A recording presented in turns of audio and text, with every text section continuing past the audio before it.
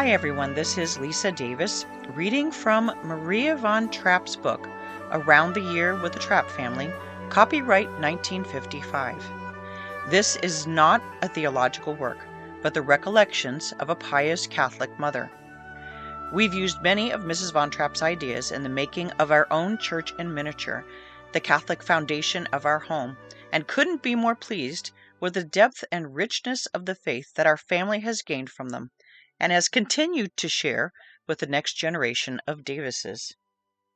From the section of the book entitled The Easter Cycle, we focus today on Passiontide, Passion Sunday to Holy Saturday. The liturgy follows Christ's early life step by step. At Christmas season, we learn of the birth in the stable, the adoration of the shepherds, the slaughter of the innocents, the flight into Egypt, the adoration of the Magi, and finally the return from Egypt. Then we meet our Lord again at his baptism. We accompany him into the desert on his fast, and we go with him for the first and second years of his public life. We listen to his parables, we admire his miracles, and we unite our hearts with him in his life of toil and missionary love for us. Now 4 weeks of instruction have passed.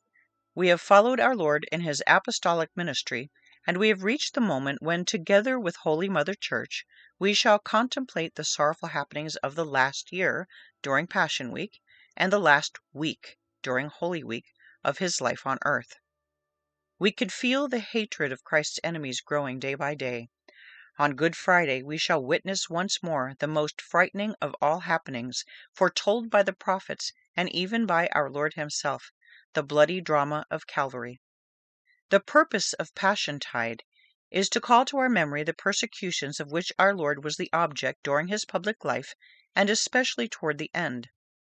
If Septuagesima season acts as a remote preparation for Easter, and Lent the proximate one, the last 2 weeks of Passiontide are the immediate preparation.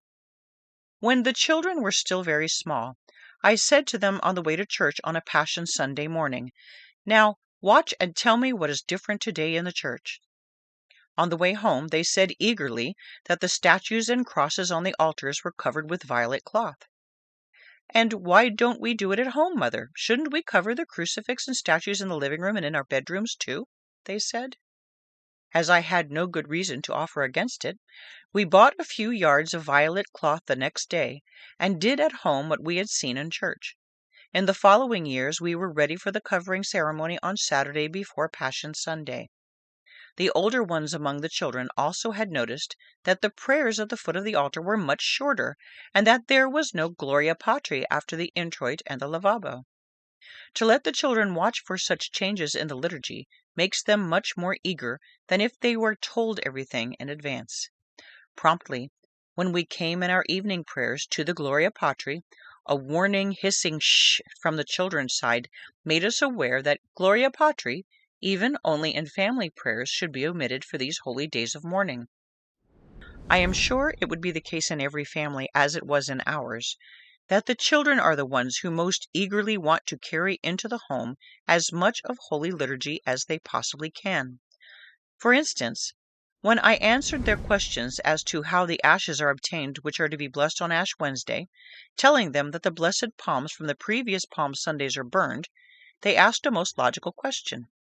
"But, Mother, if you burn a blessed object, aren't the ashes already blessed? And if so, shouldn't we burn all the blessed palms around the place too, and sprinkle the ashes over the garden?" And so we did. After we had established this as a firm family custom, I read that this is done in many places in the Austrian Alps, only there the people strew the ashes not over the gardens, but over their fields. Then comes the week which is called in the Missal Hebdomada Major, or Holy Week, in which we accompany our Lord day by day through the last week of his life, as it is told in the Gospels. First, we join him in his triumphant entry into Jerusalem on Palm Sunday. As soon as the Church had been freed by the Emperor Constantine in the 4th century, the Christians began to celebrate Palm Sunday in a very dramatic way in Jerusalem.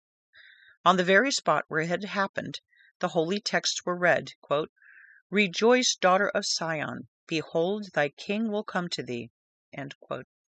The crowd spread their garments on the ground, crying aloud, "Blessed be the King who cometh in the name of the Lord." The bishop, mounted on an ass, would ride up to the church on the Mount of Olives, surrounded by a multitude carrying palms and singing hymns and joyful anthems. From Jerusalem, this reenactment of Christ's solemn entry into his holy city came to Rome, where the church soon adopted the same practice. The ceremony, however, was preceded by the solemn reading of the passage from Holy Scriptures, relating the flight from Egypt, thus reminding Christ's people that Christ, the new Moses, in giving them the real manna, is delivering them out of the Egypt of sin and nourishing them in the Eucharist. Around the 9th century, the Church added a new rite. The palms, which the people would hold in their hands when they accompanied their bishop, were solemnly blessed. We have already witnessed several of these especially solemn blessings, on Epiphany, on Candlemas Day, on Ash Wednesday. Again, these texts are so rich in beautiful thoughts for meditation that families should read them together. Not only read them, but read them prayerfully. From Rome, the idea to reenact our Lord's triumphal entry into Jerusalem spread all over the Christian world.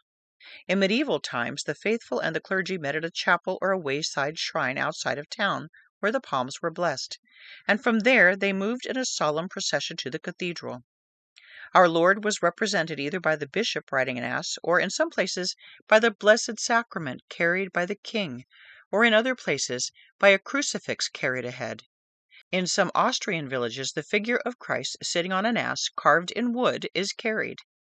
The Christian people had an unerring instinct for the efficacy of these solemnly blessed sacramentals, and just as they carried home Epiphany water and holy candles, they also would bring home with them the blessed palms. In the old country, this was quite an elaborate function of the liturgy of the home. As we did not have real palms growing in Austria, we used evergreens and pussy willows, which at that time were the first children of spring.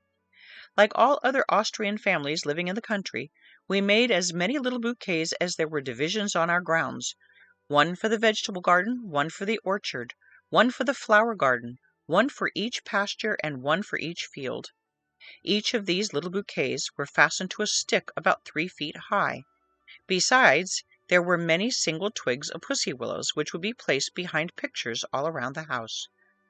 These bouquets were gaily adorned with colorful ribbons or dyed shavings from the carpenter's shop.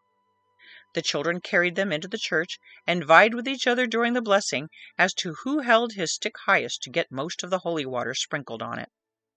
Then bouquets were carried in a liturgical procession and afterward were brought home. In the afternoon, the whole family would follow the father throughout the house and all over the grounds, and he would place in the middle of every lot one of those sticks carrying the blessed bouquets, as a means of protecting his property against the influence of evil spirits, against the damage of hailstorms and floods. While the family would proceed from lot to lot, they would say the rosary. We would alternate between decades of the rosary and the chants of the day. On Easter Sunday, the family would revisit these sticks, bringing along little bottles filled with Easter water, holy water blessed solemnly on Easter morning. These little bottles would be tied to sticks, thus adding another sacramental. This is Lisa, prayerfully preparing and signing off until next week, when I'll read the chapter on Holy Week.